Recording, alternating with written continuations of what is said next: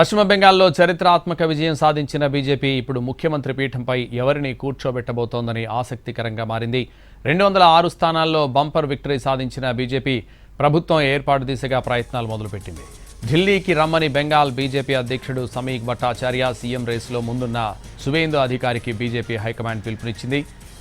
ఇవాళ రేపు ఢిల్లీలో బెంగాల్ సీఎం ఎవరన్న దానిపై సమావేశం నిర్వహిస్తోంది. ప్రధాని మోడీ అధ్యక్షతన అమిత్ షా, బీజేపీ అధ్యక్షుడు Nitin Nabin, party parliamentary board సభ్యులతో సమావేశమవుతోంది. సీఎం, డిప్యూటీ సీఎంతో పాటు మంత్రివర్గాన్ని పార్టీ హైకమాండ్ ఫైనల్ చేయనుంది. బెంగాల్ సీఎం రేసులో సువేందు అధికారితో పాటు ఆర్ఎస్ఎస్ ఆశీస్సులున్న సీనియర్లు ఎదురుచూపులు చూస్తున్నారు. దిలీప్ ఘోష్, స్వపన్ దాస్ గుప్తా, సుకాంత మజందార్, సమీక్ భట్టాచార్య, సునీల్ బన్సల్, మంగళ్ పాండే, అమిత్ మాలవియా, మహిళా నాయకురాలు అగ్నిమిత్ర పాల్ పేర్లు వినిపిస్తున్నాయి.